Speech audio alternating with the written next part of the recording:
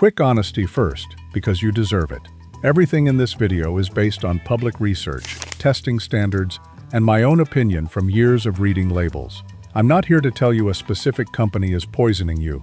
I'm here to show you how the coffee business actually works, what the testing has repeatedly found, and how to tell for yourself whether your morning cup is clean or cutting corners. If you drink coffee every single day like most of us, this is the most important few dollars a month you're not thinking about. Stick around. Let's start with the uncomfortable truth. Coffee is a global commodity worth an enormous amount of money, and anytime there's that much money in a product that gets ground into a powder you can't inspect with your eyes, there is temptation to cut corners. Once beans are roasted and ground, you genuinely cannot tell by looking whether you're getting 100% coffee or coffee blended with fillers. That's the vulnerability. And history shows that where a product can be secretly stretched, somebody, somewhere, stretches it. Before we get into the problems, let me give you the one piece of background that makes everything else click. There are two main types of coffee bean, and knowing the difference is half the battle. Arabica is the higher quality bean. Smoother, more complex, more expensive to grow. Robusta is the cheaper, hardier bean, with a harsher, more bitter taste and more caffeine. Robusta isn't evil, and it has its place in some espresso blends. But here's the thing. Cheap coffee often leans heavily on Robusta, or on the lowest grades of bean, and then hides that fact behind heavy roasting and marketing. Keep that in the back of your mind, because it explains a lot of what follows. The first issue I want to talk about is fillers and adulteration in ground coffee. Testing in various countries over the years has found ground coffee products bulked out with things that are not coffee: roasted grains, corn, soybean, twigs, husks, and other cheap plant material ground up fine enough to blend in. Now, is this happening in every bag on your shelf? No. But the reason it happens at all is that ground coffee is the perfect hiding place. Whole beans are much harder to fake because you can see them. The lesson there is simple, and I'll come back to it. Whole beans protect you. The second issue is mold and mycotoxins. Coffee is an agricultural product, and like a lot of crops, if it's stored damp or handled poorly, mold can grow and produce compounds called mycotoxins. The good news, and I want to be balanced here, is that roasting reduces a lot of these, and regulators in most countries set limits. But cheaper coffee that's been handled carelessly, stored in humid conditions, or made from the lowest grade damaged beans is more likely to carry a heavier load. This is one of the reasons quality and freshness genuinely matter, and it's why some premium brands specifically test for this and advertise it. The third issue is staleness sold as fresh. Here's a trick of the trade. Pre-ground coffee starts losing its good compounds and flavor almost immediately after grinding, because you've massively increased the surface area exposed to air. A bag of pre-ground coffee with a best-by date 2 years out has often been sitting ground up for a long time before it even reached you. It's not dangerous, it's just not what you think you're paying for. You're paying for coffee and getting mostly the ghost of coffee. The fourth issue is what I call the dark roast cover-up, and this one's subtle. A very dark, oily roast can taste bold and strong, and plenty of people love it, nothing wrong with that. But heavy roasting also masks defects. If a batch of beans is low grade or has flavor flaws, roasting it into oblivion hides the evidence under a wall of smoky, burnt bitterness. So while dark roast isn't bad by itself, be aware that extra dark, extra bold can sometimes be doing double duty as a disguise for cheap beans. The fifth issue is the flavored coffee category, and this is where you really want to slow down. A lot of flavored coffees, your hazelnuts, your vanillas, your seasonal blends, get their flavor from added synthetic flavoring compounds sprayed onto the beans, and sometimes added sugars and other additives come along for the ride. If you're the kind of person who buys coffee thinking it's a clean, calorie-free ritual, a heavily flavored coffee can quietly be something else. Read the ingredient list. Real coffee has one ingredient: coffee. The sixth issue is the instant and 2-in-1 or 3-in-1 category. These convenience packets often contain not just coffee, but a lot of added sugar, and creamers made from cheap oils and additives. Again, nothing illegal. But the person grabbing a 3-in-1 packet thinking it's basically coffee is often drinking something much closer to a small dessert. If that's your choice, fine, but you should know what it is. The seventh issue is the premium-looking tin illusion. Walk down the aisle and you'll see coffee in heavy tins and matte bags with words like gourmet, premium select, gold, and reserve. Here's the uncomfortable part. None of those words are regulated the way extra virgin is for olive oil. Gourmet on a coffee can means whatever the marketing team wants it to mean. A fancy tin can holds perfectly ordinary, heavily roasted commodity coffee. The packaging is designed to make you feel like you're buying something special, so you don't look too hard at the roast date, the origin, or whether it says Arabica at all. Beautiful packaging is not a quality certification. Flip it around and read the real information. And let me knock down one myth while we're here, because it costs people money. Dark roast is not automatically stronger in caffeine than light roast.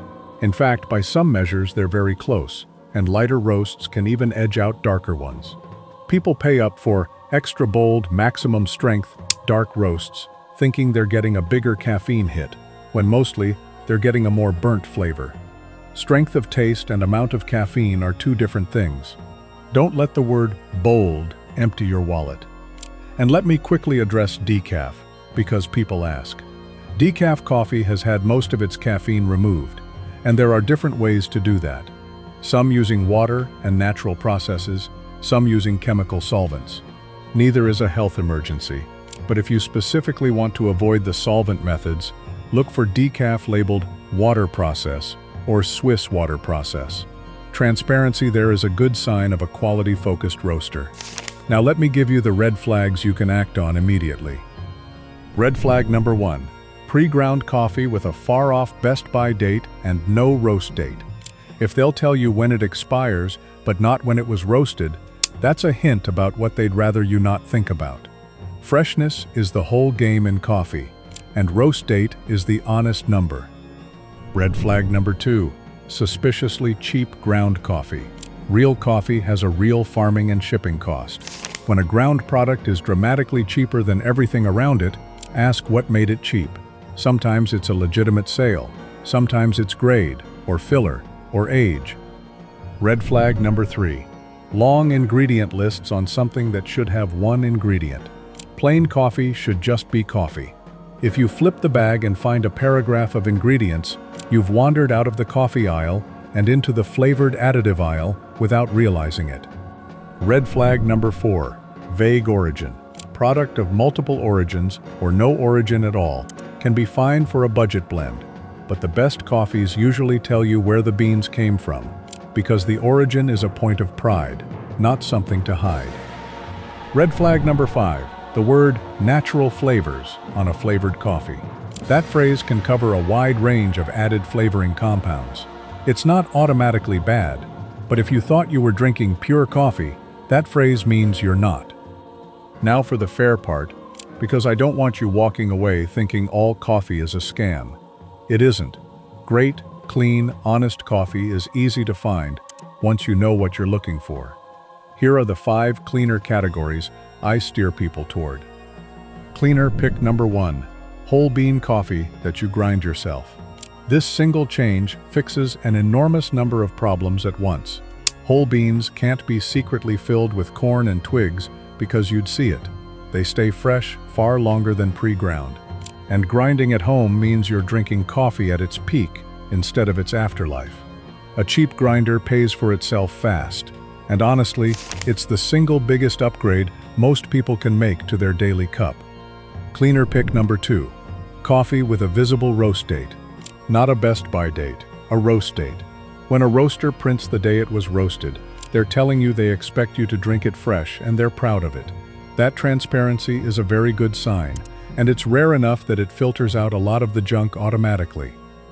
Cleaner pick number 3. Single origin coffee. When the bag names a specific country, region, or even a single farm, there's a traceable supply chain behind it.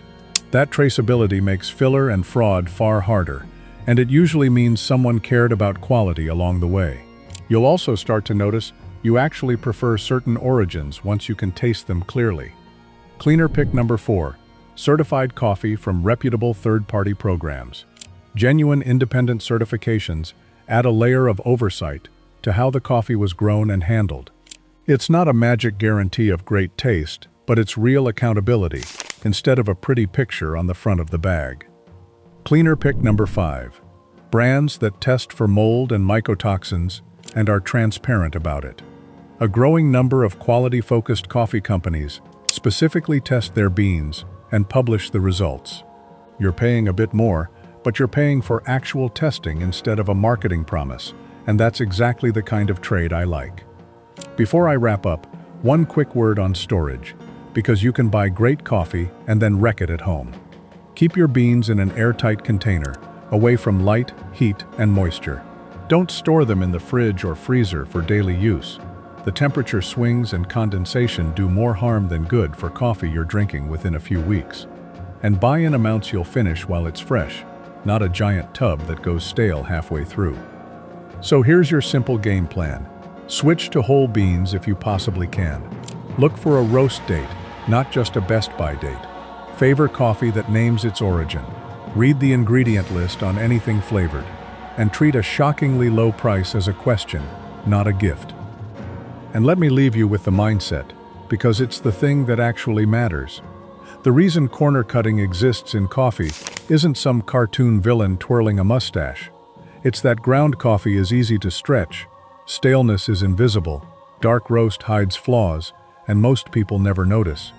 There's just no business model in extra honesty when the shortcut is cheaper and the customer can't see the difference. But you can see the difference now because you know where to look. That knowledge is yours to keep, and it turns you from someone the system counts on not noticing into someone who notices everything.